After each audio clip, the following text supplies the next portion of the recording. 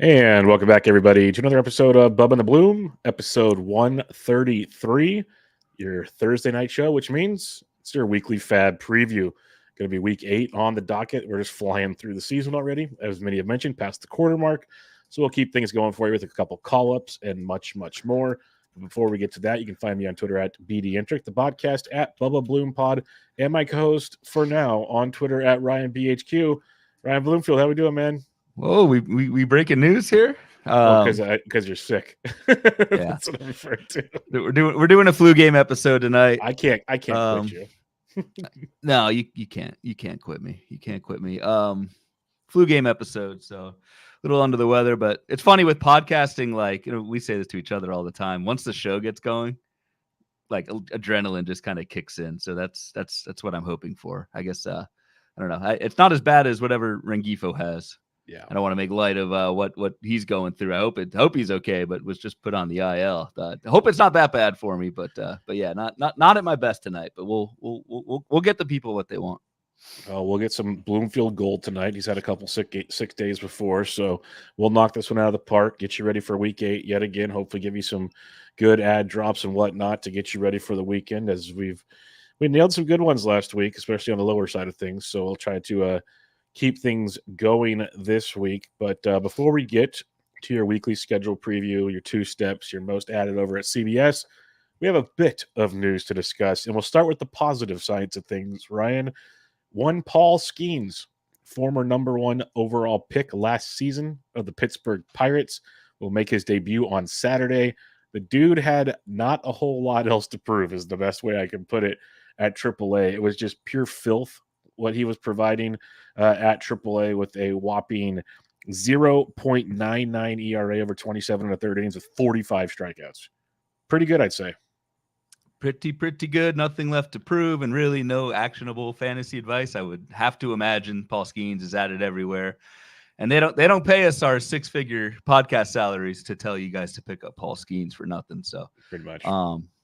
I did check. I'm in the first league I've ever been in, my 10-team family league. Just did a cursory check, see if Paul Skenes was there. My uncle has him, who is a Pittsburgh fan, so good for him. I'm stoked, man. It's actually one of those debuts. I can't think of the last time. I'm going to try and actually carve out some time on Saturday, which is increasingly hard to do these days, but to kind of watch Skenes. It's going to be. It feels like this is like I don't know. I think Joe Rico put a tweet out there. Is like, is this the biggest biggest debut since Steven Strasburg back in 2010? It's hard to think of another one. It's hard to think. Maybe there is, but the hype that Paul Skenes is getting, what we saw from him at LSU, how fast he's risen, it's going to be cool. It's great for the game. I can't wait to watch it. Yeah, the Strasburg comp is a great one because I think it's one of those where most of us remember watching that game, which says everything. Like just the domination he provided. Hopefully the rest of Skenes' career doesn't end the way Strasburg's does. But yeah, like as a Giants fan, I remember being pumped for Lincecum, but I don't expect the whole country to be pumped for Lincecum the way I was. But yeah, Strasburg's a great national one to bring up here. And I looked, he's 100% rostered in mains, 100% rostered in OCs. So if you stashed him, enjoy the show. I know I have him in a couple 15s stashed around, at least one auction league. I don't know which one, but yeah, we got some stashes of some Skenes to hopefully have some fun with in the coming weeks. And everyone who stashed him held on. So good on you. I guess he could have been dropped and picked up, but could have. Do you think so? Real quick, I know kind of dovetailing on our Tuesday episode, there have now been 2 NFBC ADP drafts in season. Paul Skenes going next to Nick Lodolo and Bryce Miller at 125. Who would where would you rank Skenes among that trio? I want to stay. It's an impossible question, I know. But yeah, I want to say Skenes first, but I lean Bryce Miller. But I want to say Skenes because Skenes, I think, threw like 130 something innings last year between the college and the one little stint in the minors. Like he stretched out for a regular season pretty much. So like you should get another 120 innings out of the guy this year. So I'm leaning Skenes. And we also have the piece of evidence with Jared Jones. Like I know they're 2 different players, but Pittsburgh has been able to call up their top prospect and immediately go with it in the majors. So that can't hurt Paul Skenes. It's got, if you're a Pirates fan, like I think I mentioned it on one of my shows yesterday, that there's not a whole lot to get excited about recently in Pittsburgh, but now you got Jones and Skenes 2 out of every 5 games. Like that's pretty cool stuff to think about. That's like when they had Glasnow and Cole back in the day. Like you had something to look forward to. They're calling Nick Gonzalez back up on Friday as well. I just saw that before the show, so I didn't put it on the sheet. He's hitting 358 at AAA with carry the 20 extra base hits. He has 14 doubles. So he's doing pretty good down there too. We do have, I hope I don't mispronounce, but Balin in the chat saying Strasburg and Mark Pryor as the other. Going back a little bit more with Pryor, but I remember that one as well. Yep, Pryor would, but Wood kind of was a later 20K game. But definitely on that one.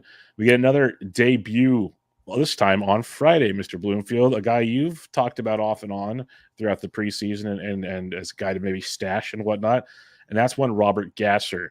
Now, the 3 games at AAA coming back from injury, not ideal, but I think we'll grain of salt all of that. Just know the skill set that Robert Gasser brings to the table. He'll make his debut on Friday versus the lowly St. Louis Cardinals. He will, and I might be changing my tune a little bit just because what we saw, we just saw Milwaukee with one of the crazier transactions of the season, sending Tyler Black down to AAA.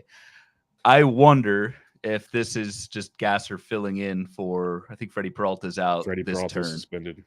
I think there's a definite risk of Robert Gasser throwing one start, and maybe even like in a brief. Maybe he's still on his rehab, but they just need a body to pitch in the majors, and then get sent back down. And then you tack on the fact that I agree hasn't looked that great. He's getting strikeouts. Gasser is in his 12 innings of rehab starts, but the control hasn't been there and giving up some runs. So I'm tepid and maybe still a little bit hurt by the Tyler Black news from last week or this week. And the thing with Gasser pitching on Friday, if he is just a fill-in, they might send him back down on Saturday to get bullpen help. So that maybe gives us a tip if that's what it is. We'll see. But yeah, it's a good point to be cautious with when it comes to the waiver wire this weekend. Luis Rengifo, you hinted at the mascot to the IL with his viral infection backdated to May 6th. So he's technically like on a 6-day IL right now when he could return. But it doesn't look good because it was one of those where they tried to play him and it got worse. And then he hasn't even been on the lineup card, at least the last 2 games, where he was there for a couple days. It reminds me of Kyber Ruiz, who missed some time. Then he came back like 25 pounds lighter, and he's been still working his way back. That's what I'm kind of worried about. Same.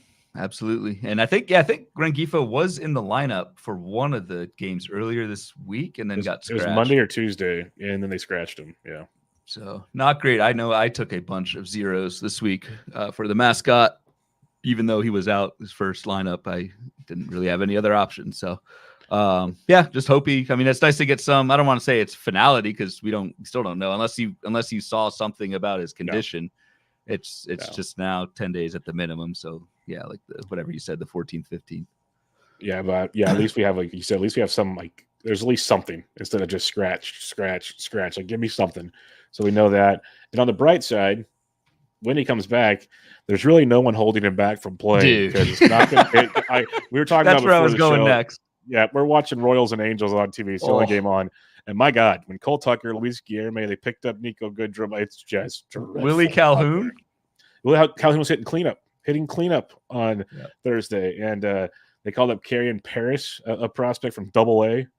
They're just desperate for bodies right now. Yeah, because Brandon Drury got hurt too and got sent to the IL with a hamstring, and he said it's bad.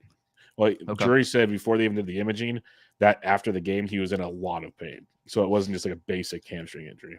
And honestly, Drury getting hurt, this sounds bad, but like he is Gene Segura award type guy where I think you've already talked about this, Bubba, where he's in your lineup just doing absolutely nothing, Brandon Drury. And honestly, now you don't have to leave him in your lineup anymore. Like replacement level is better than what Brandon Drury has been doing. It's so far, at least for me, a pretty big whiff because I waited on second base and got Drury in a bunch of spots. So not great. Yep. It happened to many of us, not just you. Christian Yelich kind of hinted at this earlier. Tuesday night, we talked about how he had like no idea when he was coming back because there was reports like he had setbacks, and it just went quiet. Then all of a sudden, on Wednesday, Christian Yelich is back in the lineup hitting cleanup and playing DH. It was like, whoa. That wasn't the most surprising part, though, like you said, Ryan. Tyler Black went back to AAA. So the floor is yours because it sounds like you have some Tyler Black shares. I think I only got him in one spot. I was like around 40s, 50s. I was surprised he got sent down. I was surprised at the FAAB bids where I think a lot of them were at least in 15s entering triple digits. Was very surprised to see Tyler Black. I was worried more just about platoon. It's just weird to go. I mean, Milwaukee was hitting Tyler Black 3rd and 4th. And granted, he didn't do anything in the 26 plate appearances, but it's just 26 plate appearances. That was a quick hook. And yeah, I remember on the Tuesday show being like, is Christian Yelich alive? We had not heard anything. And then boom, next day, all of a sudden he's back. So Tyler Black, a drop for you. You don't have him, but I think he is for me. Oh yeah, he's definitely a drop for me. I don't have him like you said, but if I did, I would be dropping Tyler Black. There's no question about that. And I think the outside of that is it makes you start to wonder here on some of these other boys that just call up Loperfido, who's not doing jack except strike out pretty much. Back in Colorado's done nothing. Yeah. When Chas McCormick started a rehab assignment yesterday, he might come back this weekend. So that could get interesting. Like you said, yeah, Beck's not doing anything, but there's still no word on Nolan Jones. So that might help a little bit on that one. But it's not been a good year for prospect call-ups right now. Not a whole lot of them sticking around. And jury's still out on Christian Scott. I'm sure he looks awesome. Yeah, we'll see. Yeah, and you think that maybe we get pitchers to stick around a little longer because why use their arm in AAA? But you never know. We've seen weirder things. Yeah. That's for sure. This one sucks.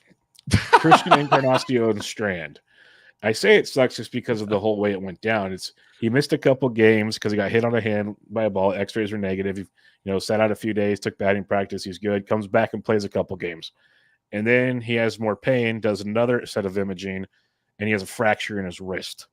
And this is the moral of the story when we see all these, right after the game when things come back negative, you need swelling to disappear to get proper imaging done.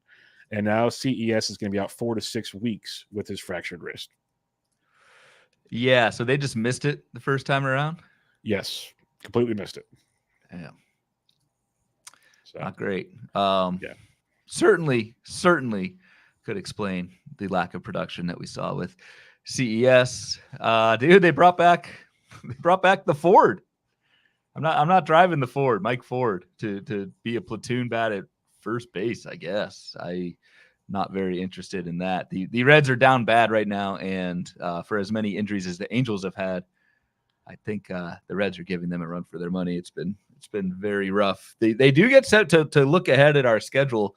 The Reds do get 7 games this week, 5 against righties. So like if you're desperate, Mike Ford, but I don't know. You got to be pretty desperate. Ford is, I'm going to say maybe kind of sort of slightly better than Joey Gallo. That's the way I see him. He probably has a little better batting average, but you're just praying he runs into some home runs. Like he's got the Matt Wallner vibes type thing. That's who Mike Ford is. So he's also 31. I mean, we've seen Mike Ford, unless there's some magic transformation. Did hit 297 at AAA this year with 6 homers, but that's AAA. I don't know. I'm skeptical. Yeah, most definitely. A couple more here. Edward Cabrera left his start on Tuesday. You might have heard about it on some other shows, but he is going to the IL with right shoulder impingement. It's his second stint in the last 3 months on the IL. I don't like the sounds of this at all. Nope, not at all. It's good for the Marlins that Braxton Garrett's coming back, but I think Edward Cabrera is unfortunately a drop everywhere. All right, so Stephen Crawford in the chat here says from an we got some news here. Writer, he says Rengifo has a rash after his fever, and now it's become a bunch of blisters on the bottom of his feet. So being on his feet and running around for a whole game would make it worse. Kind of makes sense if you thought he could play and then he tried to play and he couldn't play thing and it got worse. That at least makes sense. It's a weird infection, but it's a viral infection. So yeah, can't wait till I get a bunch of blisters on the bottom of my feet. Can't walk if that's next for me. It's a good thing we sit down and do podcasts. You're good to go, buddy. Good to go. It's a good thing I really don't move for fantasy baseball in my day job. Yeah, there'll be no off days for you, buddy. Rest up. Last bit of news we have here. Empathy. Yeah, it's deep. last bit of news here. Jorge Soler to the IL with a shoulder injury. I had some people messaging me on Monday. Should I start him? Should I not? I actually said don't for two reasons. I said, A, if the Giants are half smart, which if you watch the games, it's still questionable, they should just IL him to get it right because it seems like the struggles would probably be shoulder related. And I said, B, if he does play and his shoulder is hurt, it doesn't matter if he's in Coors Field or not. Like it's never going to be productive. So I said sit him. I obviously could have been proven wrong. Knock on wood, this one worked out well. So what would you do? There's been no timeline yet. So would you drop, or would you drop Jorge Soler? I mean, it's tough. I'd hold him. I would hold in the hopes that he gets right and comes back with the Jorge Soler that we've been used to. I mean, this is a guy barrel rate over 15% in 3 of the last 5 seasons. And the 2 seasons he didn't, barrel rate was at 12%. That's very, very good. And then for that to tank just to like 5%, that, like you said, it's got to be shoulder related. I think when Soler comes back, he's an everyday guy. You just hope that the time off actually heals his shoulder. I have no idea if that's true or not, or if that will come to fruition. But that's the hope, and I'm holding out for that hope. Yep, that's my thoughts as well. I'd hope he comes back healthy and he's good to go, but a lot of hopes, like you said. Eric Halterman in the chat here says, how many saves does Edward Cabrera get in 2025? Ooh. The Marlins got a lot of those guys. That's the problem. A lot of those guys. AJ Puck.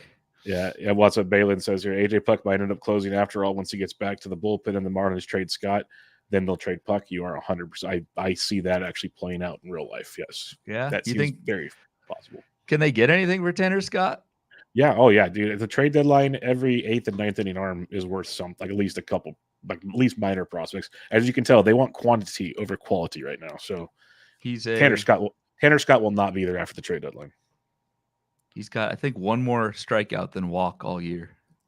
Yeah, he'll and be a 2.57 ERA. That's pretty damn hard to do. Yep. He'll be gone. I could see Puck being gone. There's already like some people saying, what about De La Cruz and Chisholm? Like I think anybody's available at the right price, pretty much with the Marlins. It's pretty bleak out there right now. So We'll wait and see. All right, let's get fabbing. Let's have some fun with this one. We'll do our schedule deal here, team by team, breaking it down for the week, and then we will talk CBS, most added for the week, then talk some 2-start pitchers, and we'll keep it going with the chat as well. So, Mr. Bloomfield, anything we need to know that's new or different you want to discuss before we go rocking and rolling team by team? What do we got? We got no 5-game weeks this week or next week coming up. We've got a bunch of baseball. Looks like maybe 10 teams with 7, so that's nice. Our team level WRC plus tracker for the season, the Chicago White Sox still bringing up the rear with a 71 as a team. Again, your league average on WRC plus, which is a little bit of a fantasy stat, doesn't weigh in steals as much, but just overall hitting production, league average is 100. So White Sox are awful. Colorado 74, Miami 78. So we got that as the Dodgers continue to just blow away every single offensive, I don't want to say record, but category. They're unbelievable. 133 WRC plus as a team. Like 133 is amazing for a single player. As a team, that's absurd. It's ridiculous. I'll mention a couple things that just stand out to me. The Braves are still really good at 112, but that has been going backwards lately. So just keep that in mind. Not saying, the Braves suck, but just if you have streamers, they're not as bad as they once were type things. Yankees are up to 118. Phillies and Padres are creeping up as well. So a couple teams are starting to become a little more, ferocious, I guess. I don't know if that's the right word as the season goes on here, but baseball's all about streaks, folks. So just keep that in mind. It'll change. Yeah, good call. And I knew Philly was stroking it. San Diego. I did not know San Diego was hitting well. 114. I didn't know they were hitting that well. So. Yep, and they're I can't remember who they play now. I did it for the matchups earlier today. I should probably know these things. They got the Dodgers, actually. And versus right-handed pitching, they've been like a 131 WRC plus versus righties. So Glasnow's pitching tomorrow night. I'd still start Glasnow, obviously, but they're striking out like 18% with the 131 WRC plus. So it might not be as much of a cakewalk as usual. That's all I'm trying to say. So fun stuff there. All right, let's go team by team here and knock them out of the park. Arizona Diamondbacks. They have 6 games this week. All at home, Cincinnati, Detroit, 4 righties, 2 lefties. Anything stand out to you here with almost a 50-50 split. Yeah, almost 50-50 split. So you're again, we kind of lead off with Jock Peterson every week. Had a week this week, or is having a week. Dude, okay, question for you. He got a steal on Thursday. I'll just say it this way. Do you remember the last year he had a stolen base? Yeah, I saw it. 2022. Okay, so you saw it. Okay, yeah. That's impressive stuff. Like this is we all thought last year with the new steals rule, everyone was a steal. No, it's this year. Like Eloy gets a steal, Jock gets a steal. Like all these guys are running all of a sudden. It's pretty crazy. Yeah. Honestly, the biggest takeaway, and again, kind of the stuff we kind of go down with these schedules, is the opponent. So like it's Cincinnati, Detroit. So Hunter Green it's Ashcraft Green, Andrew Abbott. Hunter Green, I'm worried about. I've talked before about not being able to hold velocity over a full season. Hunter Green velocity was down, I think, 2 full ticks in his last start. And then Arizona finishes with Detroit with Skubal and Flaherty. That's brutal, given the way obviously Skubal's pitched, but Jack Flaherty as well. But then they get that easy soft landing on nice Sunday. Little Sunday afternoon. You had a little tongue in cheek tweet about Kenta Maeda the other day I saw. So he is not back, I guess. Yeah, because I got a little tongue in cheek directed my way after the last 2 starts, and I just want to remind everybody that, not so fast, my friends. And I don't think it's going to be any better this week either, as you see the Diamondbacks are up to 105 WRC pluses. They're hitting quite well also. Yep. Atlanta Braves, they have 6 games this week. They're all at home. The Cubs and the San Diego Padres, 5 right-handed pitchers. Jared Kelenick's actually available in a handful of leagues. That'd be the one dude, but other than that, it's pretty tough. Yeah, that's. Jared Kelenic. He's hitting 286, but it's a 33% K rate, 1 home run. It's not all that great, but he will probably play 5 times and miss a marquee matchup on probably Monday. It doesn't say what day they're playing against Shota Imanaga against the Braves. That'll be fun to watch. And Kelenic sits that one, but 5 decent righties for Jared Kelenic. I've given up hope of him turning things around at this point, but there is that. 31% rostered in OC, so lots of availability if you're feeling frisky. Baltimore Orioles, they continue to have fun, but they've been kind of slumping as of late. Like we can all admit that. But they get 6 games this week, all at home. Toronto Blue Jays for 3 against the Seattle Mariners, who had the best pitching staff in baseball until they met the Rally Sausage in Minnesota. God, that thing is bizarre. And they have not, and they said it stinks to high heaven. They have not changed it out. It's either. The same sausage. Yeah, it's like wrapped in a wrapper and in like a Ziploc bag type setup. It's wild. Is there like an end game to this where it goes away? I don't know. Like there was like rumors they were going to get rid of it, and then Ryan Jeffers hit a home run again, so they keep using it. That's your boy. All right. Well, probably look out for some viral infections. Yeah. There's going to be some salmonella, E. coli. I don't know. Something's going to be going through that clubhouse pretty soon. So I would check to see if or there's going to be rodents in the clubhouse. One of the 2. Well, it's not good. Anyway, Ryan O'Hearn is the guy this week against 5 righties, against 5.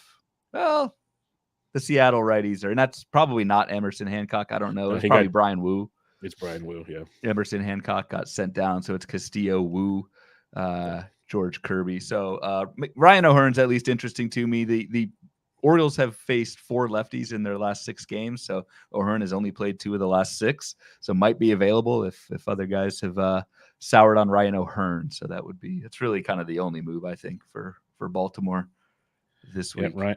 Oh, wow. Ryan O'Hearn is 87% rostered in OCs. Wow. I underestimated that. I did not expect that either. I was with you. Because you couldn't play him this week. He's only 47% started, 87% rostered. All right. Smart people. Yep. Boston Red Sox, they get 7 games this week. They get 4 at home versus Tampa, 3 at the St. Louis Cardinals, all 7 for now right-handed pitchers. This could be a fun one, except I respect 3 out of the 4 pitchers in Tampa Bay at least. Yeah. Which one don't you respect? Eflin, Savali, Bradley, or Littell? I'll let you guess, Ryan. You get one guess. Can you guess? Starts with a C. Yeah, it's messed up, man. You're doubting my guy, Savali. I wrote about him at HQ today. He's turning it around, dude. How'd that go against the White Sox? All right. He's turning around. That is a tough. Well, yeah, Kyle Gibson twice. That's not right. It's because they had the rain out, so it screwed you up. Yeah. It's probably Sonny Gray in one of those two starts, but it's either that or it's Libertor. But I'd imagine it's Gray. All right. Still, if it's 7 righties, Dominic Smith, Wilyer Abreu, maybe. Say that with some more conviction. I would say it with more conviction over Wilyer Abreu. Dominic Smith. Ugh. Yeah. I don't know. I can't do it. No. It's one of those. Get your Wilyer Abreu if he's available. Otherwise, it's a nice setup with 7 righties, but I wouldn't get overly excited about it. Let's put it that way. Yeah, agreed. Chicago Cubs, they have 6 games this week. They go to Atlanta for 3, and then there's 7 games, sorry. And then they're 4 at home against Pittsburgh. You get Jones and Skenes in that one to start things off. Oof. The Cubbies get Jones and Skenes back to back. Yeah, that's they get them this weekend and next weekend. We're gonna start to see what that looks like, and that could be tough. And the Cubs are not hitting really at all. Striking out right now. It's in the bullpen's bad. They're kind of in a rough spot. Dansby Swanson's knees bothering him. So that's one thing. Like, I don't know if you have Dansby Swanson, are you starting to look at some backups? Maybe make sure you've got at least someone in middle that you can backfill there. But I don't know. It's kind of a split schedule. Michael Busch has calmed down a little bit.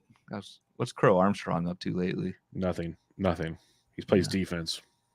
Plays defense. That's better than Saya's back, so that might cut into that. Talkman. Yeah, I honestly think PCA gets sent down, but I could be wrong.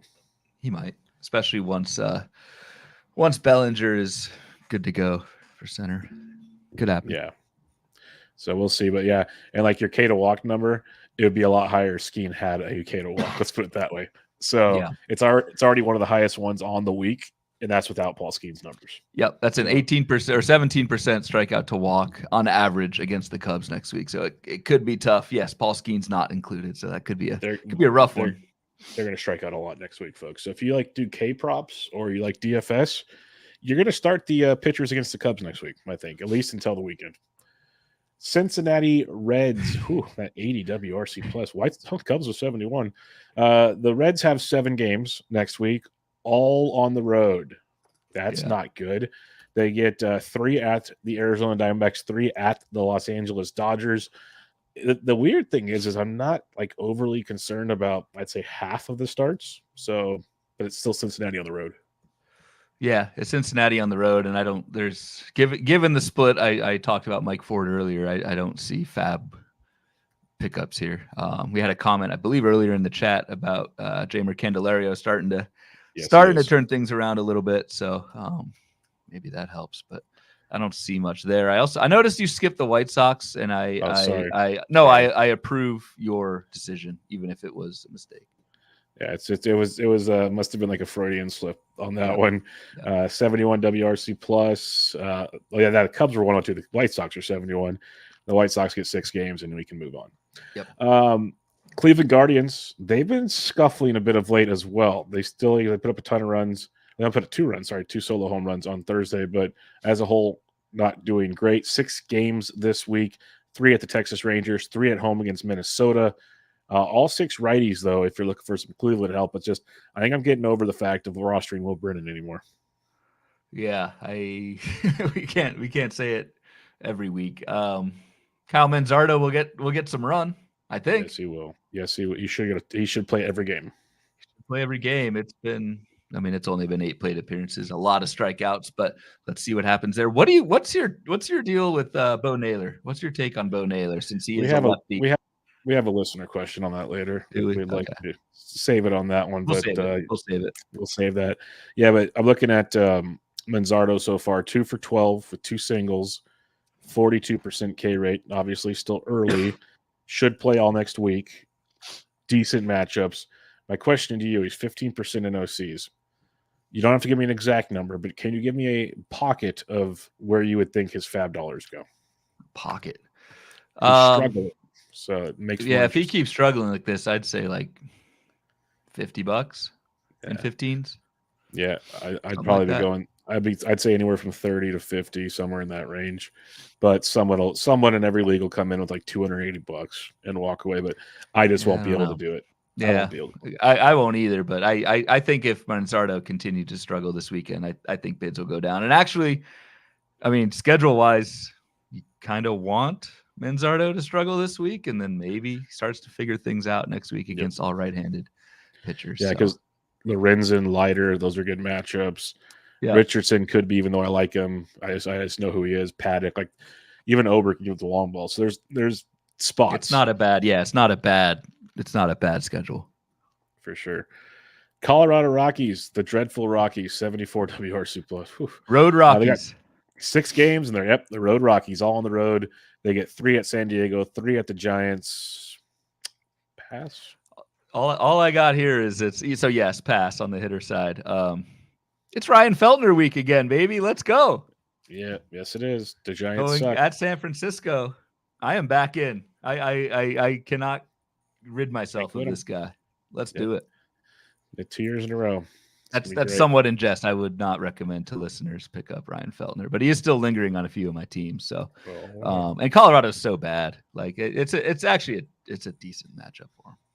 In 15s, Feltner is actually probably a pretty good start. 12s, like you'd probably go somewhere else, but 15s, he's actually probably a decent stream for the week. I'd be pretty honest in that one.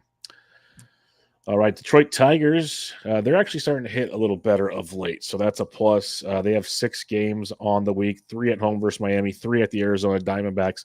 Problem, it's 3 lefties and 3 righties. Yes, and so you're not like it's a tough week for Kerry Carpenter. It's a tough week for Andy Ibanez, who had a 2-homer game this week. He's not bad for the fact because he came back from the IL and he's already starting to produce, and seems playing time is gonna be there. But yeah, it might still be a split, like a platoon for him. So kind of monitor it some more. But since he returned on April 30th, Andy Ibanez, he's playing pretty much every single day. He's hitting towards the top of the order the last 4 days. Yeah, he's been second or first. Hitting 391 with 2 homers, 7 runs scored. Again, desperation, but I've always kind of he's been Andy Ibanez has been hot in spots in previous years, so I like that. We talked about Wensiel Perez last week as a potential FAAB ad. Caught an illness this week, so hasn't really done much, and then apparently gave it to Mark Canha, who has an illness the last 2 games. What's with these illnesses? I got it, so whatever. If Wensiel Perez is healthy, and maybe people saw that he did not play 2 weeks into a drop, I guess you can't drop and pick him up the same week. So I don't know what I'm talking about at this point.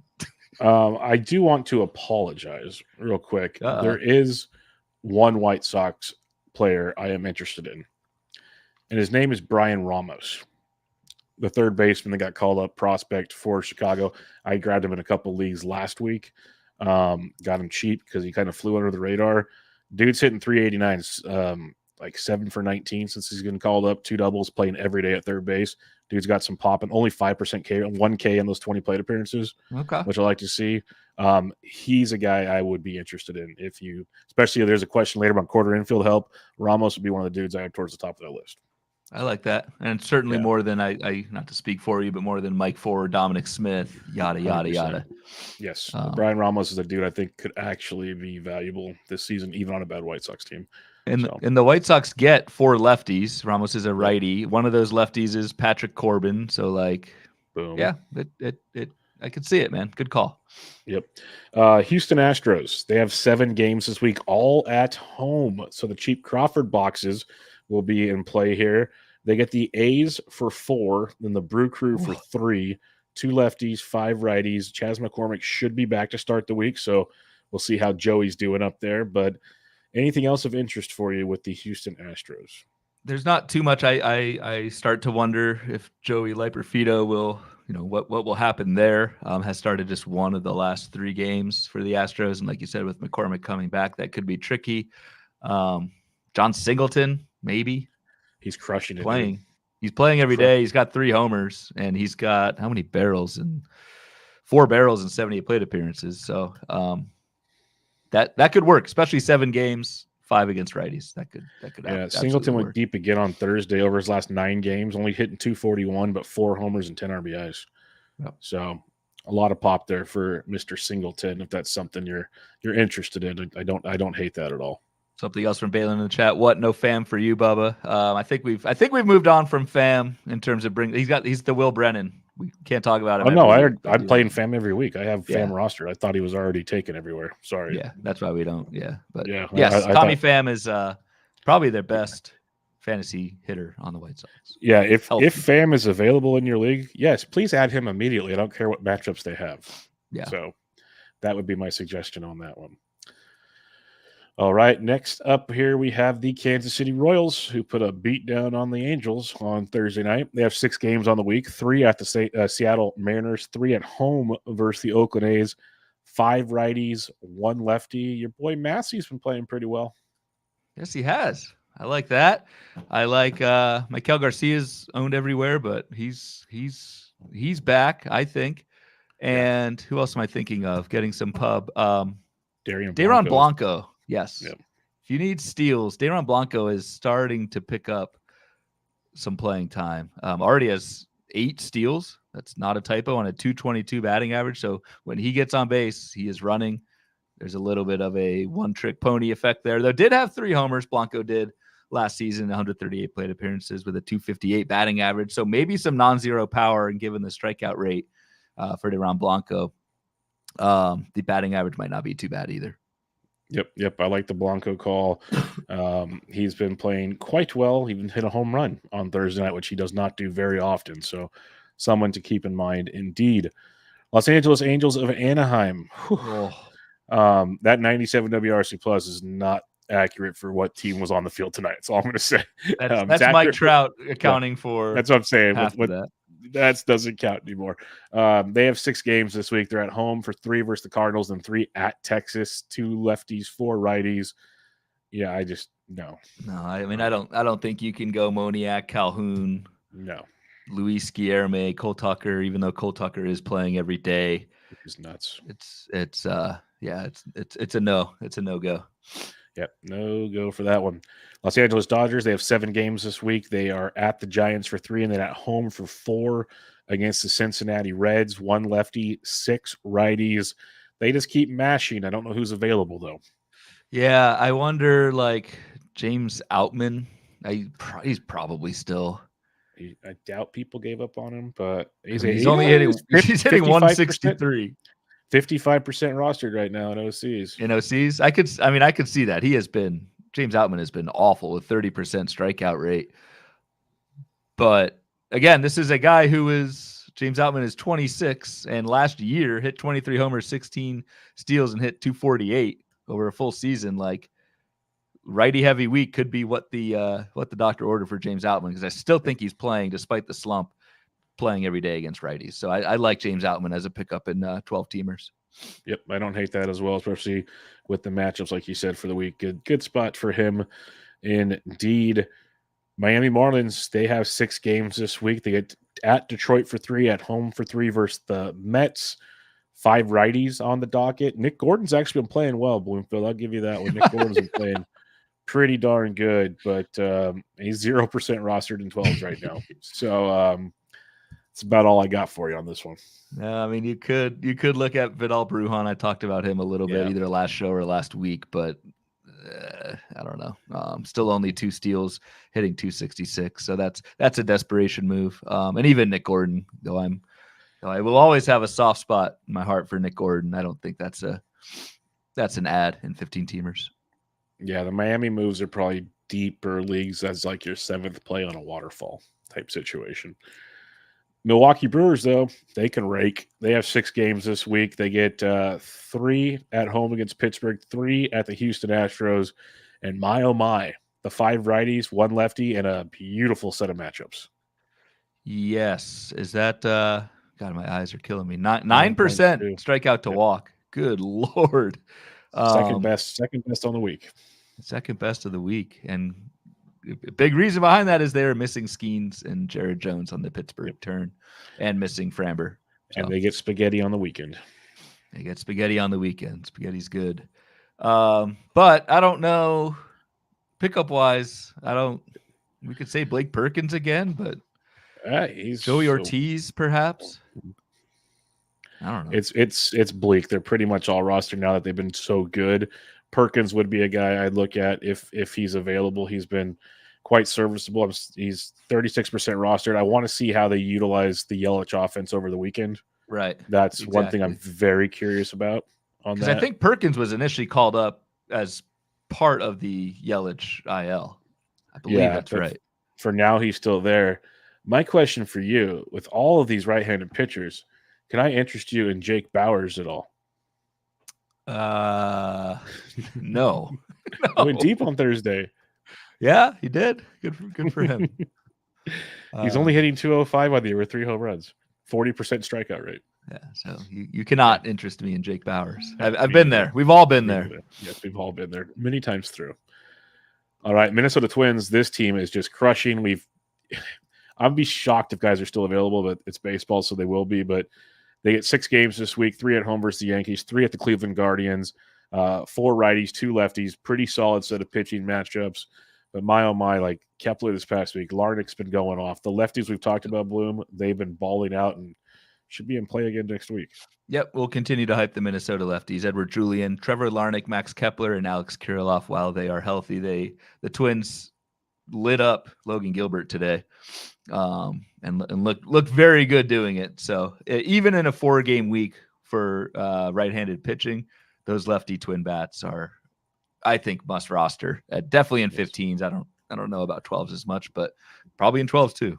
Yeah, Larnach's only 28% in 12s. I have him in like every 12 I can, so I'm pretty shocked by that. I like Larnach over Kirilloff because Larnach has power, Kirilloff does not. Kirilloff's 75% rostered, so that just shows you there's always an edge, folks. But I would like Larnach again this week. I think he's going to play a lot, period, but I like him quite a bit. New York Mets, they have 7 games this week. They have a fun schedule. They have at home versus Philly, on the road against Philly. It must be a doubleheader, home and home or something. And then at the Miami Marlins to finish the week for 3. So 4 against Philly, 3 at the Marlins, 4 lefties, 3 righties. Not a whole lot you can do here, I think. No, not a whole lot you can do. You don't want to go down the DJ Stewart path to failure. Nor the Jeff McNeil, nor the Omar Narvaez or Tomas Nido. Don't want to do any of those. God, that's a tough back half of that lineup. And Pete Alonso's on the struggle bus. JD Martinez is, I think, hitting for average, but I don't. He's 1 for 1 on breaking arms for any power. Yes, he's not whiffing on catchers. Has 1 run, 2 RBI, and 41 plate appearances for JD Martinez. So quickly entering the Gene Segura territory where why am I starting and what am I getting out of JD Martinez starting him in my utility? The problem is with JD Martinez, like, yes, bench, you can't drop. That's the hard part. That's the agreed. That's the tricky part with Jay, but I do agree. He's definitely, you can at least look at the options to bench him if you have healthy players right now. Totally agree with you there. All right, New York Yankees, one of the best offenses in baseball right now. They have 6 games this week, 3 at Minnesota, 3 at home against the White Sox, all versus right-handed pitching, and the best K to walk against on the week at 8.1%. And I think that K to walk, because that's crazy. That K to walk includes Pablo Lopez and Joe Ryan. That speaks to how bad White Sox, Mike Clevenger, Soroka, and Flexen. Although Flexen's pitched a little good. better. He's just not striking out a ton of guys. I mean, it's Chris Flexen. So I don't know that. I mean, any Yankees not really pick upable. That's the problem. No, if you're looking at lefties, Soto, maybe Verdugo's heavily rostered. I talked about him with Tid on Monday. Rizzo's taken. Austin Wells, maybe if you want to catch your stream for the week, would be a guy to look at. But I'm not going Trent Grisham, so I'm pretty much screwed on that one. Are you still rolling with Gleyber Torres? Like, not, just starting. You're not dropping. I'd bench him if you have other options. Let's put that. God, dude, 213 batting average, 1 home run, 7 RBI for Gleyber. Yeah, and it's not really like it's a 280 BABIP. It's not that bad. It's not that unlucky. Just no power from Gleyber Torres. But maybe he's hurt. I think at the very least, Gleyber Torres is a sit for the first half of this week 100%. against Lopez and Joe Ryan. I can agree with you on that one. All right, the Oakland Athletics, the ever heating up Oakland Athletics, they get 7 games this week, all on the road. 4 at Houston, 3 at Kansas City. They got the Spaghetti, you got Whip Blanco, you got Javier, you got that's a tough Kansas City crew, actually. What are you doing here in Oakland? Because there are people to add if you're desperate. Yeah, we gave Tyler Nevin some luck or some love. Yeah, that didn't last week. well. It didn't work out very well. I think we have a listener question on that later on. How many righties for Oakland? Where am I at? 5. Here? 5. Seth Brown's mildly interesting. He's back playing against right-handed pitching. Brett Harris has 3 home runs and is playing every day at third base. I would not recommend Brett Harris nor their leadoff hitter Abraham Toro. So I don't know. There's not much there, but maybe Seth Brown if you're looking for an outfielder. JJ Bleday, he's also 9% rostered, hit in the middle of that order. I wouldn't hate that, but these are all deep league plays. Don't go desperate.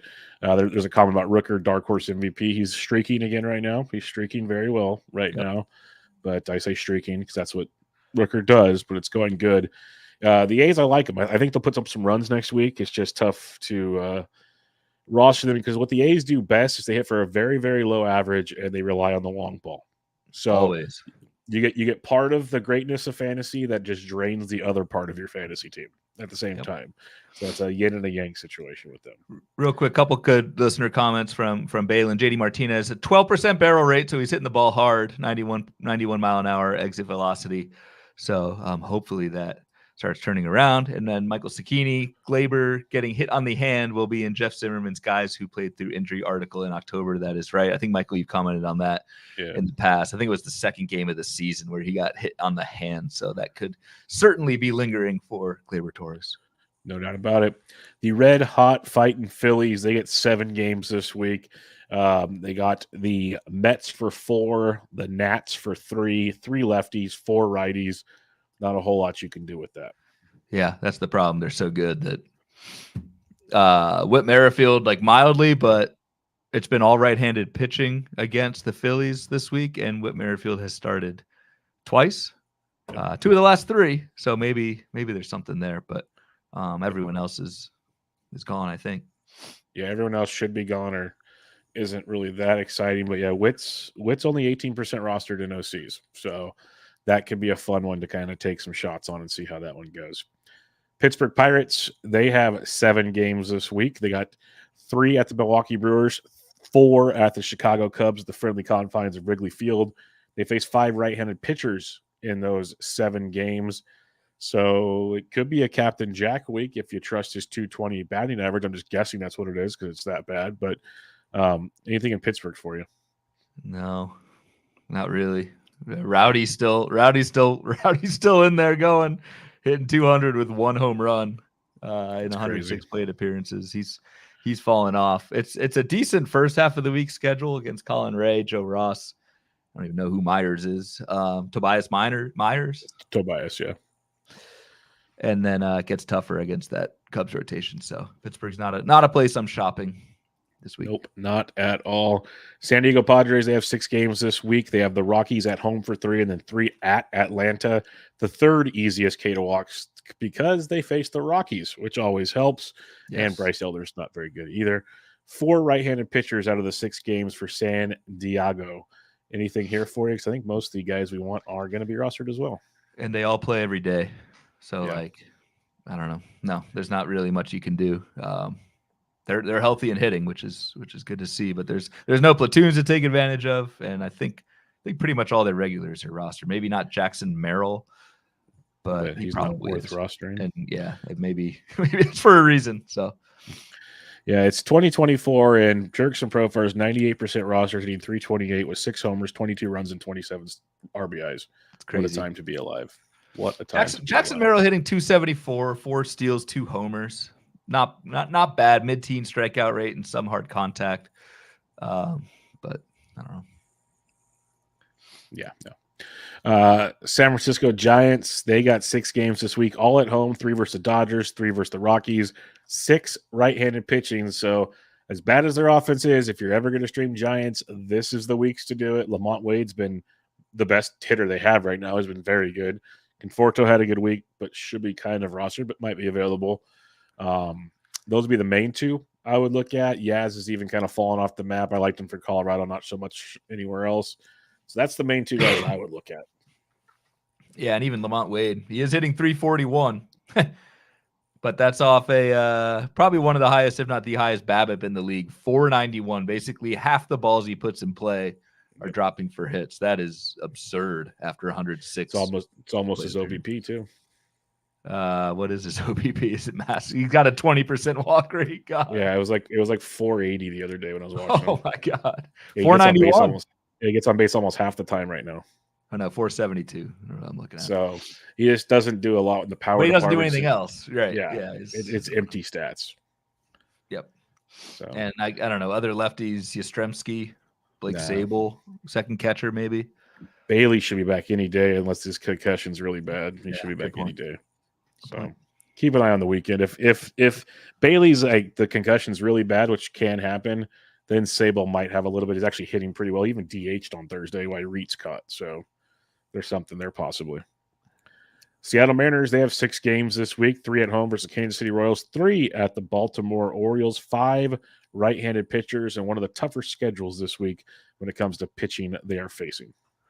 Yes, which does not bode well for the Mariners, who still cannot hit. I don't know. We talked about Josh Rojas last week and was a pretty popular ad in FAAB last week. But if Josh Rojas is still around, I still like him leading off against right-handed pitching, which the Mariners get 5 of them. So pretty tough schedule too, though. Pretty tough schedule. Like Kansas City, man. Shout out to Kevin Hastings. They got a squad. Yep, they're having some fun out there. They're definitely having some fun. Rojas 56% rostered in OC, so that should go up even more this weekend.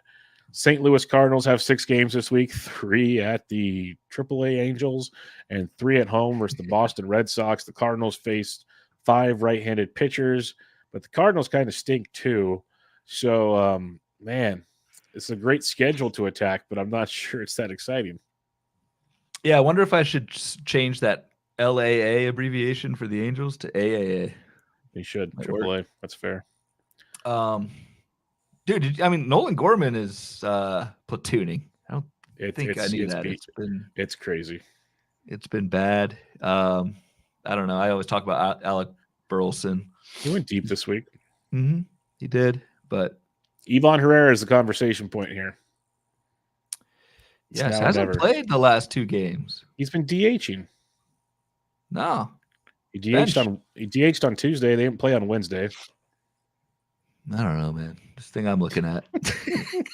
You DH'd on Monday. Take some more NyQuil or something.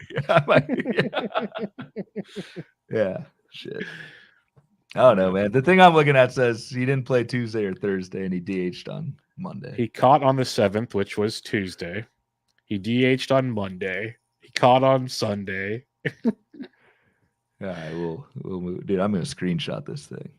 I'm looking at Fangraphs game logs right now. Dude, no, check this out. I'm switching this over because I am not like I'm messed up, but I'm not that bad. Let's see. How do we do this? So we're screenshotting it for the show. If you're on YouTube, you get to see what Ryan's looking at here. Yeah, I mean, terrible podcasting, but I'm showing Bubba the roster resource page of the Cardinals. You see can you see it? Where is it at? Can I zoom in? Look at this. Get those glasses on. Oh, God. That's what I just told you. They didn't play on Wednesday. They had a rain out. But he didn't play Tuesday. Why does it say Thursday, Tuesday, Monday, Sunday? What are we doing here? Because they had a rain out on Wednesday. You just said that. Oh, you got me all confused now. All right, whatever. I don't believe it really doesn't matter. No.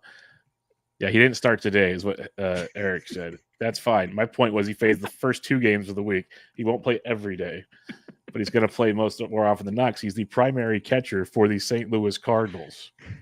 That may have been the low point of our podcast. Those last 3 minutes. And we warned everybody at the beginning of the show. We warned everybody at the beginning of the show this was going to happen. This was on me. All right. Tampa Bay Rays, low points here.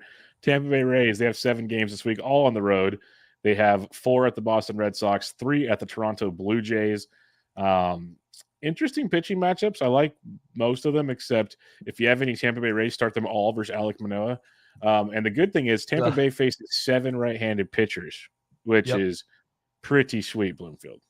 Yep. So if Richie Palacios is out there, I like him playing second base, but also hitting second a good amount against right-handed pitching. And if you need a second catcher, Ben Rorvet, 2-star review on that one, I'm sure, is their platoon catcher against right-handed pitching. So may get 4, maybe 5 starts this week. Richie Palacios didn't play Wednesday or Monday. You still want to play him? I'm just kidding. Should I contest that fact? Or I'm actually looking at roster resource now just to play with you. I'm just messing with you. He's playing. The one thing about Richie, which is great, is he's playing second base, which is awesome. Yep. But Brandon Lau's on rehab right now and should return this weekend. Okay. So keep that in the back pocket. If like that, this is definitely one to watch because if Lau comes back and Palacios now is platooning in the outfield again, obviously hurts things. He should play every day versus 7 right-handed pitchers. I agree with all of that, but I just wanted to bring that up because that could change things a bit. The guy I want to shout out is Johnny DeLuca, who's playing every single. Oh yeah, well, how could I? Yeah, how could I? I mean, he's only 7% rostered, and those must all be on my teams. So Johnny DeLuca is the dude you need. Yeah, you were all over Johnny DeLuca this week. Yes, I have lots of shares. Yeah, you were all over him. That was a good move. So yes, DeLuca. What did you say? Roster 7% no C's. 10%. Yeah, so that'll go up, and that should go up. That is probably that's my bad. That's the headliner here. Yeah, that's the guy we want to roster. But just watch the Rays because when they're healthy, which they really haven't been all year, we've always said it, they're a heavy platoon team. So, Josh Lowe came back. Brandon Lau should come back this weekend. That's really going to shake some things up. Like Ahmed Rosario is now back to platooning more often than not, like type situation. So definitely keep an eye on that and see how that one plays out. That's a good call because I have Rosario on a bunch of teams and maybe bench time. Mostly when Josh Lowe and DeLuca came back, Rosario started platooning at second base with Palacios. But now if Brandon Lau comes back, that throws another wrench in things too. So keep an eye on Tampa this weekend. Texas Rangers, they have 6 games this week, all at home against Cleveland and the Angels. That seems pretty good to me. Just going to throw it out there just because the Angels, for one, are pitching. 4 righties, 2 lefties. On the weekend against the Angels, it's 2 lefties, so keep that in mind. But pretty fun week for Texas if you're if it interests you at all. Yeah, I actually scooped some. Leody Taveras started getting dropped. Yep, like scooped some of him. Was not really expecting him to be on the waiver wire, so must have been struggling pretty bad. But I think had a home run so far. He had a home run this week. Yep, picked him up in Tout Wars. Of course he did. Well done. Hitting 254, 2 homers, 2 steals. So again, this is Leody Taveras, but someone who is playing every single day against this schedule. I like that. Maybe some Josh Smith like the first half of the week, since like you said, Texas is getting lefties on the weekend. So I will say, Smith is now platooning all of a sudden. The one guy that is interesting all of a sudden is Ezekiel Duran, who's played more since the Langford injury. He's playing outfield and third base. Like he plays. I don't know the exact. He plays third base versus righties and outfield versus lefties. Is kind of how it's gone, sort of. Yep. But so he's playing more. We've been asking for it for a long time. That could be something too. I like that. So keep an eye on Zeke, and he's basically going to be free this weekend if you want to jump on that one. That's a lot of changing parts in these last 2 teams, Tampa, Texas. I'm glad injuries, and it's getting pretty weird here. So definitely stuff to keep monitoring, and it's one of those that I wouldn't be shocked if it changed back after adding guys this weekend too. So it's going to be frustrating is all I'm trying to say. Toronto Blue Jays, they have 6 games this week, 3 at Baltimore, 3 at home against Tampa Bay. 4 right-handed pitchers to face Toronto this weekend. Man, Toronto's offense is just so bad. Like I don't even pay attention to wanting to add anybody on this team. I know. I mean, led off by your boy Bo Bichette, of course. He's no O'Neal Cruz, but outside of that, the biggest headline for me with Toronto this week is, will we see Elvis Martinez? Can you pick him up? Like, I think I looked in tout. He's just already rostered, but you may want to jump the gun a week early if you can, depending on your league rules and whatnot, and take a stab at Elvis Martinez. It's a good call. Good call. He might take Bo Bichette's spot after all. So that's a good one. Washington Nationals, they have 6 games this week, all on the road. You got 3 against the White Sox, 3 against the Phillies, 2 lefties, 4 righties. That's a tough schedule. Even with the White Sox, because they get Crochet in the mix, that's a tough schedule for Washington. That's brutal. Almost 18% average strikeout minus walk, and that's with Chris Flexen included, who I think Michael in the chat earlier did confirm has a negative strikeout minus walk rate. So, yeah, the rest of that schedule is brutal for the Nationals. Fedde, Crochet, Wheeler, Sanchez, and Nola. And thus, I don't know. Luis Garcia is still hitting well. So I still like Luis Garcia if he's still around. Outside of that, there's not much. Yeah, I still like Winker, but not this week type deal. Like you're saying with Garcia, just pass on the Nats is the way I would look at that one. All right, Bloomfield, let's talk some CBS. Let's talk most added players on the week here and have some fun with this one. And we'll kick it off with the hitting side of thing, which we've kind of talked about. You already kind of tongue-in-cheeked about Tyler Nevin earlier. I still believe in him, but I get it if you want to kind of sit back and watch. DeLuca's up there, Rojas, like you talked about, Perez, Toro. A lot of A's up here. A lot of A's. That's, 3 of the top 6. Shea Langoliers had a 7 RBI day. Shea Bangaliers, doubleheader, but he had 8 RBIs in the doubleheader. Oh, he had 8. I saw he had 7. 6 in one game, 2 in another. That's awesome.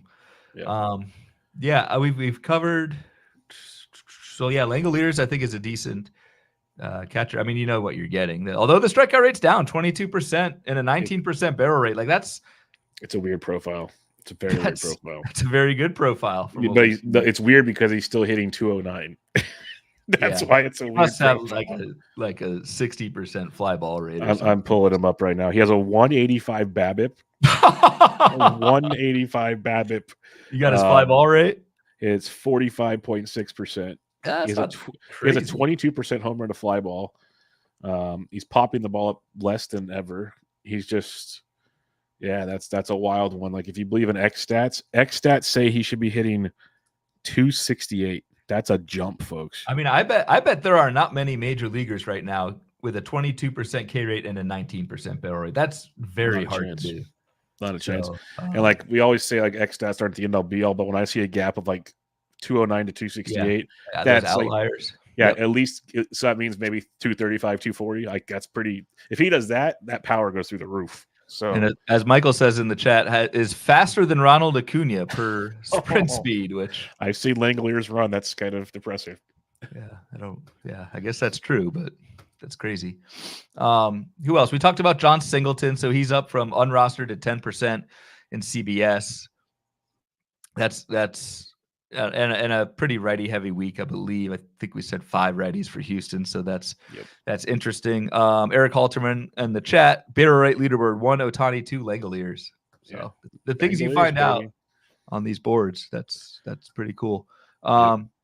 We had a question, and maybe we were too dismissive earlier of Tommy Pham. He is only 18% rostered in CBS leagues. Insane. So that seems very low. He's 99% no C's. That's why I apologize for my biases there. Who else? We've got some Vidal Brujan. We kind of covered most of these guys. Vidal Brujan up to 8%, but I'm not too interested in that. Nolan Shenwell is one of the few remaining. More Oakland A's on here.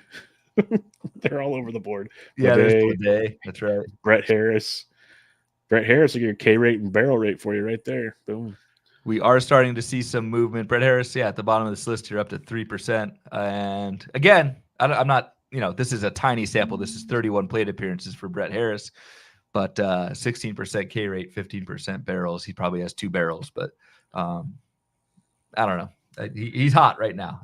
You mentioned Nolan. Was it Shenwell? I always screw it up. Shenwell. He's crushing it, but Zach Neto is on that as well. And I've been bringing him up lately, but since the 26th, dude's hitting 311 with 2 homers, stolen base. Counting stats are always going to stuck with the Angels, but if you're looking for middle infield help, the dude's hitting it pretty good. So and somehow hitting 9th every day. Like, come on, Ron. Yeah, that whole lineup makes 0 sense.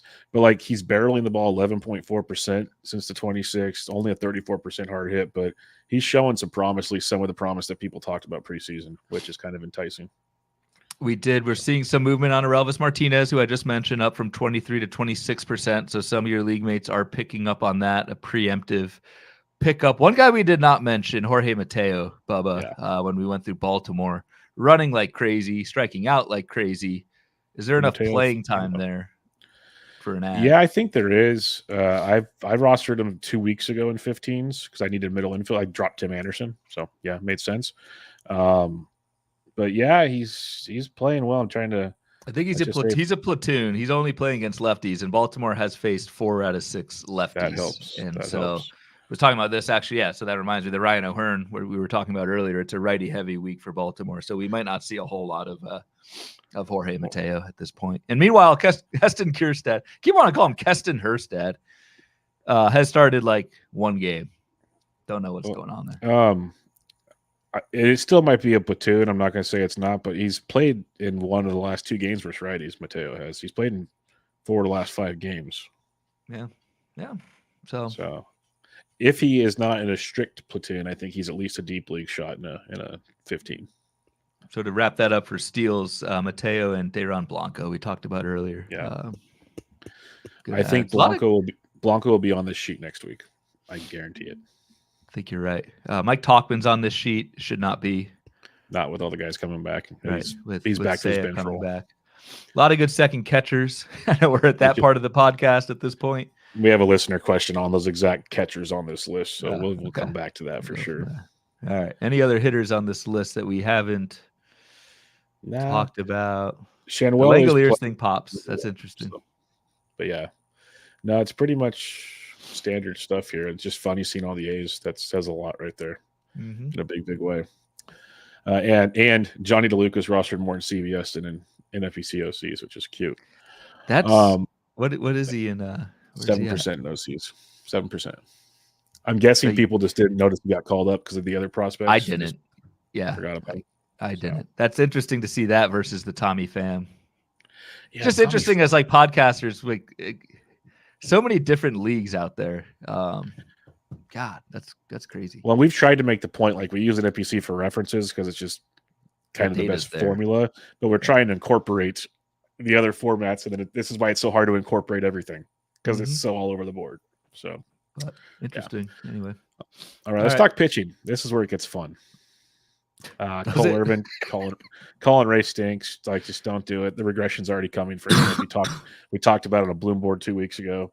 Trevor McGill's one though, still way too low rostered, folks. Way too low rostered. Agreed. I think he's the guy in Milwaukee. Got a save. Well, I think it was a Sunday save. He's got 3 saves now. Yeah. Joel Payam's got blown up earlier this week, and Devin Williams is still injured. So, like, who else is back there? So, Trevor McGill being 29% owned in CBS, that seems awfully low with really good skills. Again, for the non-YouTube crowd, we've got the strikeout minus walk, the whiff rate, and the ball rate. And Trevor McGill is green in all 3, which you like to see. Yep, like to see that.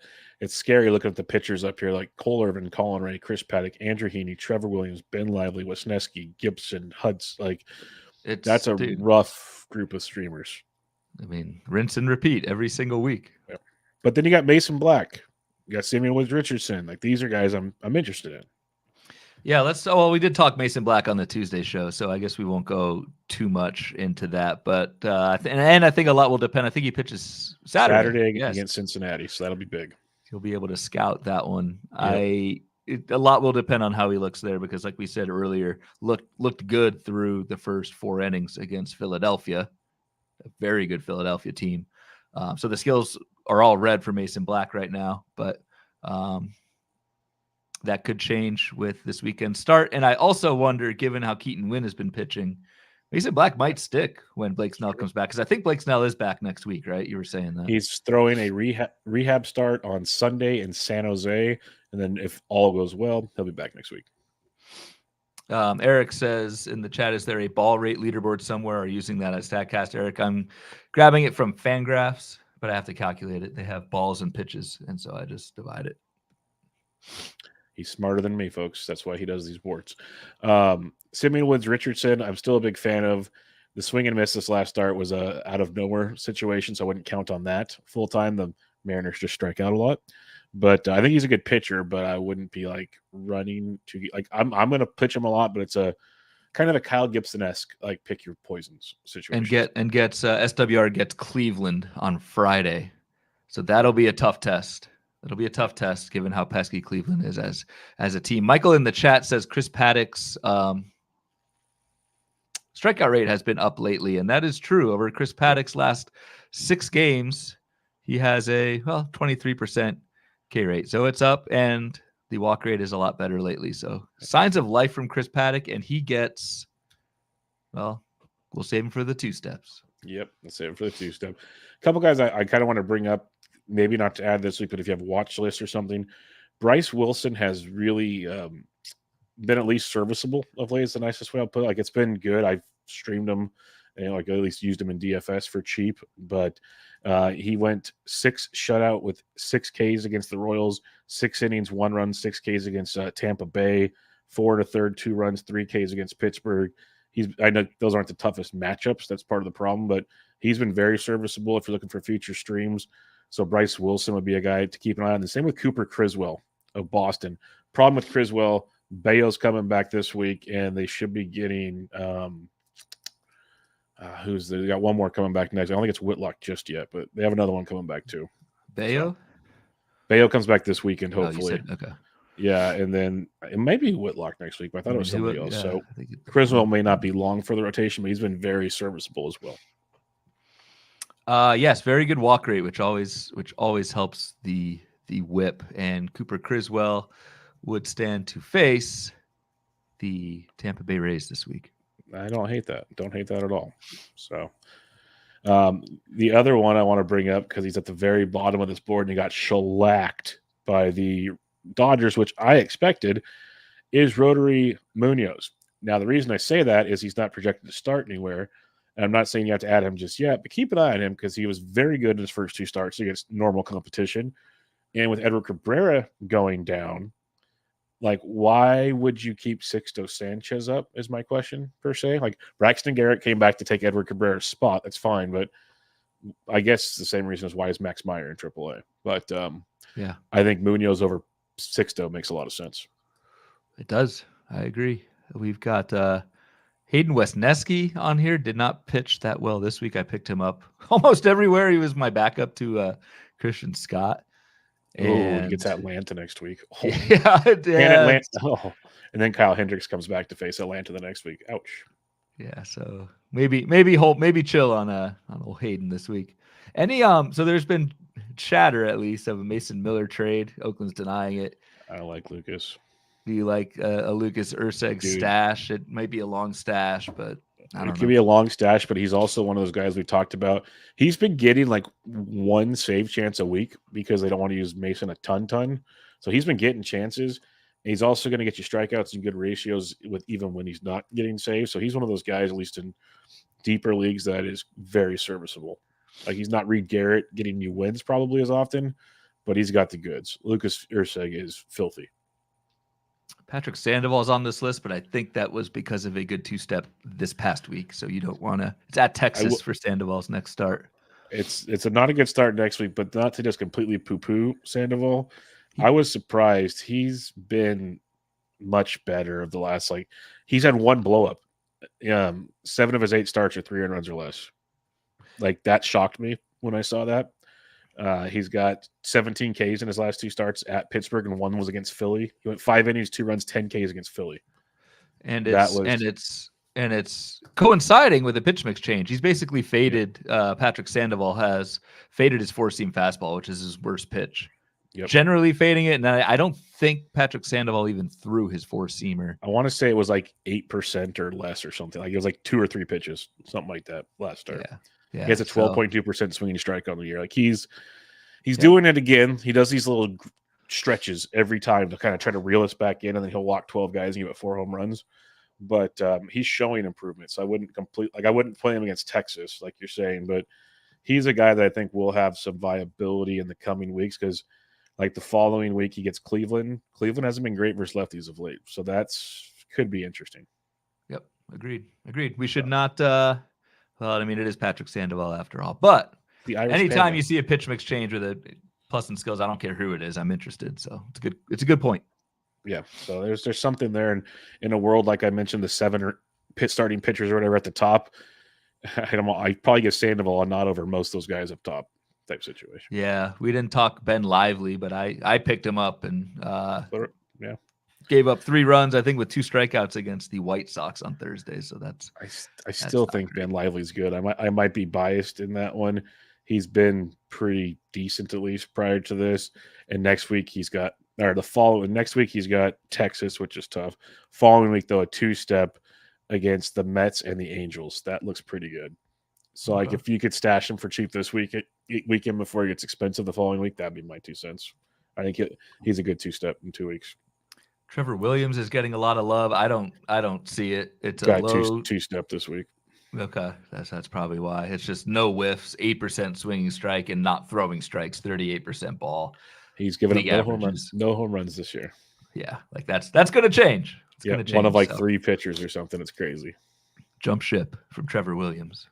Wow. All right. Any other pitchers you'd like to discuss, or do you want to do some 2-stepping? Let's do some 2-stepping. Let's do some 2-stepping. All right. We'll kick it off again. We're only going to talk the kind of common ones like Jordan Montgomery versus Cincy versus Detroit. You're starting Jomo. Ronaldo Lopez. You're starting Ronaldo. Corbin Burns starting Burns. Let's get some fun ones here. Crawford, Pivetta. You're probably starting them, so that's boring. Oh, this is all the big dogs. Imanaga starting them. Okay, here you go. Graham Ashcraft and Hunter Green's rosters. Graham Ashcraft at Arizona at the Dodgers. I don't think I can do it. Ashcraft is on this. I thought he was on this list. I thought I saw him, but no, I can't do that at LA. It's just you're going to get nuked. Even Hunter Green, man. I was about to ask starting him, but like God, I would do so with extreme fear and trepidation. The way the velocity was down in Green's last start, and given the at LA, like at LA is just death. Yeah, it's brutal. Tanner Bybee at Texas versus Minnesota. Yeah, you go with it. You go with it. He still has like an 18% K to walk, which is still pretty good. Yeah. And Sierra's 3.59. So actually, I was going to say that. Yeah, I didn't check in on Bybee in a little while. The skills like actually good. Really good. It's that fastball. The fastball's not always going to blow up. That's just like he needs to stop throwing the gosh darn fastball. It's funny. He has the basically exact same K rate, same walk rate, same ball rate, slightly better swinging strike rate than last year. Tanner Bybee had a 2.98 ERA last year and a 4.91 ERA this year. So actually pitching better this season than he did last year, even though the results aren't there. That's funny. Pete Lambert at San Diego at the Giants. Negative, Ghost Rider. Hey, our buddy Chris Flexen versus Washington at the Yankees. Chris, negative KBB Flexen. No. Kenta Maeda versus Miami at Arizona. These are easy decisions this week. Versus Miami? At Arizona. Probably not. Probably not. No. Hunter Brown versus Oakland versus Milwaukee. No, I can't do it. No. But Ronel Blanco, yeah? Sure. Yep. Yeah, no Hunter Brown. Brady Singer at Seattle versus Oakland. Yeah.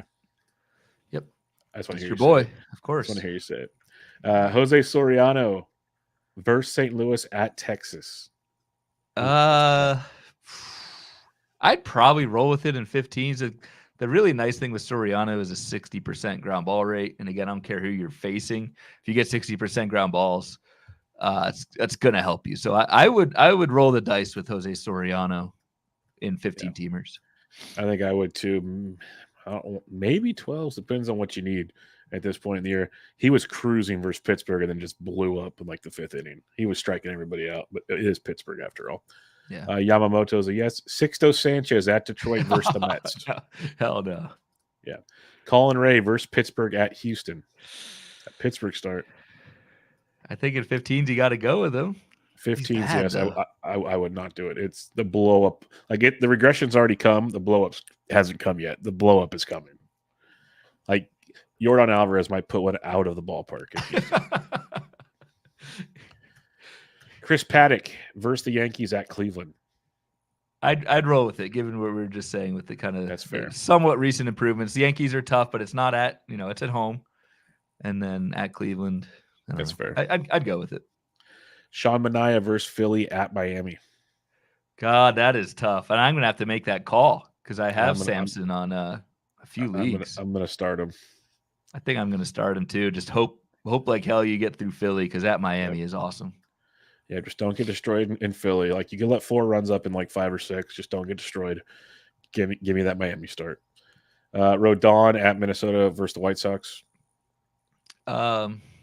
Yes. JP Sears at Houston at Kansas City. JP Sears has been good lately. He's been good. I would do it. It's a tough 2-step, but I think I'd roll with it. And it's not. This is not last year JP Sears where you just were not getting any wins. There's actually some win potential with this because the Major League remake is doing well. That's right. They keep stripping pieces of clothing off the owner. Off. Yes. Yeah. The other dude who is that Osvaldo Bido? Oh my god! I don't know if he's gonna. I don't know if he's gonna pitch though. He left his start against Texas with a bloody fingernail. Well, that may be for the best. But they haven't said because he's not starting. You're not playing him in the 2-step. Oh my god! I just don't know who they'd bring up basically. Yeah. But yeah. Christopher Sanchez, Aaron Nola. You're starting both of them. Mitch Keller at Milwaukee at the Cubs. I think so. At Milwaukee is tough, but it's against Colin Ray. And the Cubs is tough because it's against Imanaga. So, I don't know the win potential with Mitch Keller. But I would go with it. George Kirby versus Kansas City at Baltimore. Of course. Yes. Jordan Hicks versus the Dodgers versus Colorado. You do it for the Colorado start. That's all I got to say. Yeah, and you just hope like hell the ground ball rate holds against the Dodgers. Plug your nose and pray. Yep. Matthew Liberatore at LA at the Angels versus Boston. No, not at AAA. No, not at AAA. That's where you should be. Zach Eflin, you're doing that. Aaron Savali at Boston at Toronto. Oh, the 2-step Savali. Oh, good luck, Ryan. Good luck. What do you mean good luck? I haven't answered yet. If you can't start him this week, you should drop him. I got to think about this, man. Take your time. He's a bench. Yeah. He's a starting 15s. He's a starting 15s. He's a bench in 12s. He's a cut, folks. Get rid of him. A cut. Get rid of him. Holy crap, dude. Michael used to like that guy. No, so did I. When he's productive, I like a lot of people. People told me that my whole life. Trust me, I get it. Michael Lorenzen versus Cleveland versus the Angels. Negative. It's a tempting one. It's very tempting, but it's Michael Lorenzen. Toronto, Barrios, you're starting. Washington, Trevor Williams at the White Sox at Philly. That Philly start might be disgusting. That's probably where that's the regression game. But it's in Philly to top it off too. That's got Bryce Harper home run derby written all over it. It's so hard to sit a starting pitcher who's 4-0 with a 1.96 ERA.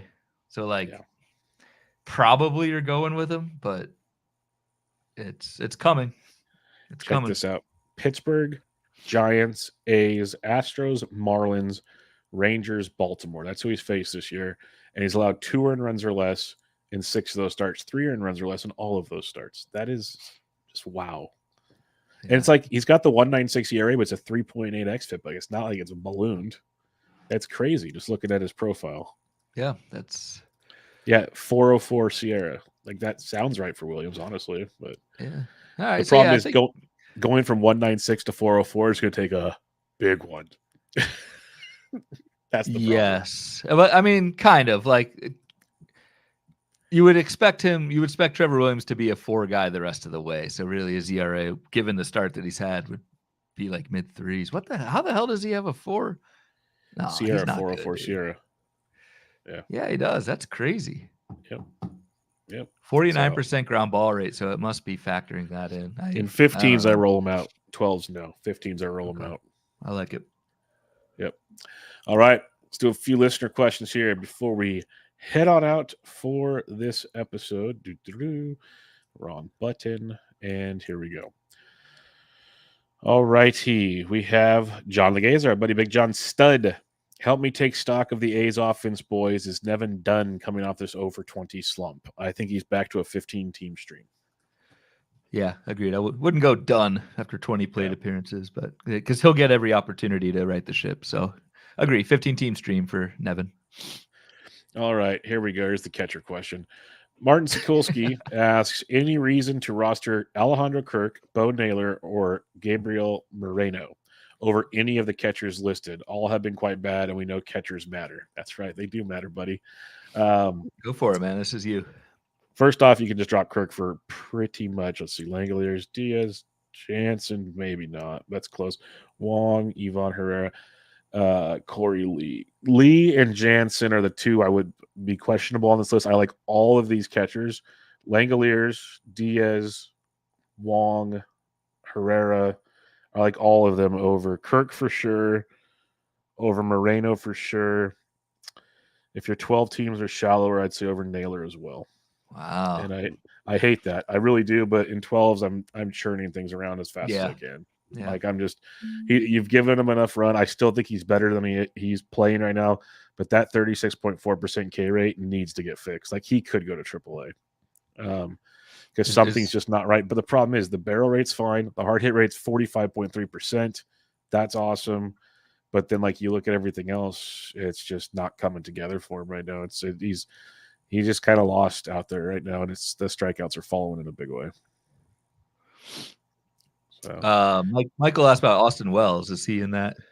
He wasn't on this list, on the FAAB list that we have from CBS, but especially with all the righties on deck next week, I like Austin Wells quite a bit too. I like Austin Wells a lot. He was a fourth catcher in a lot of my DCs. Like he was on the board. Him, Corey Lee, who was on this list, was a fourth catcher for me. These are guys I liked if they given the opportunity. So if Wells is playing like he should, I would put Wells on that list as well. Like I've got Miguel. Go ahead. Sorry. No, Jansen's just tough. I like his profile, but him and Kirk mess around with each other's playing time so much it's hard to justify. But if Jansen were to get like 5 out of 7 games a week, like most catchers, I do like Danny Jansen as well. I've got Miguel Amaya still on a few teams, and I am moving on from that, I think, for a bunch of these guys you're talking about. Yes, that's a good point. That's a guy that that's not on this question, but I would 100% agree with you on that. He's slowed down. He's still the primary catcher. Like Jan Gomes isn't taking it over. My guy is still like a 5 out of 7 games, but the profile is shrinking rapidly. So exactly. Churn and burn. All righty. Next question we got for you here. Rand Simon says, what do we do about corner infield? He lost Tyler Black and Drury in OCs, and there's 0 on the wire. I can't imagine how bad it must be in 15s if it's like this in 12s. Brian Ramos, do it. Brian Ramos with maybe a backup John Singleton? Singleton's not bad. I mean, not a glowing endorsement, but if there's nothing, I mean, if there's truly nothing out there, I think you go for that. I pulled up corner infield and OCs because he asked for OCs. So some guys I would look at, like in reality, he doesn't. We said it's empty, but Lamont Wade's out there if you need him. Like he'll get you batting average. We got Kyle Manzardo this week. Brian Ramos is my number one dude. Would you go Singleton or Manzardo? I think I'd go Singleton. I think I'd go Singleton. Yeah, I go Singleton there as well. And then one that hasn't been talked about a ton. Let me make sure he's still playing enough, but he was when he came off the IL, would be Bent Vierling. He's been actually pretty productive for the Detroit Tigers. He's been a deeper league guy for me. Yeah, he's played in 3 of the last 4 or 4 of the last 5. So Vierling would be another one if you need somebody. Keep an eye on him. Detroit's got a good schedule. Yep. So. But yeah, Brian Ramos, make it happen. Tomorrow's Baseball Today says, I think Darian Blanco is going to start taking more PAs from MJ Melendez. What's your thoughts on that? Interesting. Could be I have not looked at MJ Melendez. It's I don't bad. have him anywhere. I've benched him for a long time, and I dropped him in some leagues last week. How bad is he might be platooning. Yeah, that's right. It's that first lefty tonight, and Blanco got the start in left field, and Melendez sat. It's not that bad. Melendez is not that bad. He's got 8 barrels. He's hitting the ball hard. Can you tell me what his batting average is? He's running. He's hitting 182, but that's off a 216 BABIP, dude. It's not going to hold. Okay. So, like, I think he could, I don't know, go back to 235, 240. You see that increase in ground ball rate this year? Yeah, that's a good call. Like a 12% increase in ground ball rate. He's got the Josh Bell profile going on right now. That's not good. I mean, and really playing time is king. So if MJ is starting to lose those at-bats, it's tricky. Ryan Rick says he has fed sobs in only leagues because it's getting pretty dark. That's why I can't play only leagues. Like I hate 15s for the lack of waiver wire. Only leagues would crush me. Yeah, and I don't know how deep, but I was in the Tout Wars 12-team AL only league and for like 3 years, and just literally nobody who plays regularly is available on the wire. So it's just frustrating. And then T Stats says, I need some offensive help for the rest of the year with Chapman struggling and CES hurt. He means Matt Chapman. Which two of the following list of waiver wire guys do you think have the best 5x5 value rest of season? Position does not matter. So there's a list. 2 of these guys, Lourdes Gurriel, Ian Happ, Max Kepler. I'm not even going to say Jeff McNeil. He does not count. Brandon Marsh, Eugenio Suarez, Luis Garcia, James Outman. He's also got Rojas, O'Hearn, Neto, Massey, Nevin. It's a long list. Jesus, nice. Yeah, but he wants to pick 2. I think Gurriel Jr. stands out. Yeah, Gurriel would be my number 1, and then I would say Kepler. That's where I was going. I'm a Kepler homer on this one. It sounds like if Kepler gets hurt, there are other options given the list there. So you go with that. If you really value playing time, I'd go Ian Happ. I just worry that Ian Happ is playing hurt. But yeah, I've been benching him everywhere, trying not to drop him, but I have benched him everywhere. Yep, it's brutal. Yep, agreed. All right, Mr. Bloomfield, we made it. You survived. You're still alive. This is good. Any final thoughts on the Week 8 FAAB coming up? I got nothing else. I gave it my all tonight, man. Gave it my all. You did great. The one thing I'll say is all you lovely people listening to the show, if there's any women listening, happy Mother's Day. And for the rest of you, do your FAAB on Saturday and pay attention to your moms on Sunday. That's true. That's a good work fantasy/life balance. I like that. Yes. Get it done on Saturday and pay attention to your moms on Sunday. That's what I'm going to say. So that's the one note I got for you. But other than that, we're going to wrap it up, folks. Another episode in the books. Hope it helped you guys out. If it did, let us know. If you have any constructive criticism, let us know, besides my pronunciations, because that'll never change. You can find Ryan on Twitter at RyanBHQ, the podcast at Bubba Bloom Pod. I'm at BD Entrick. This was Bubba and the Bloom, episode 133. Catch you all next time.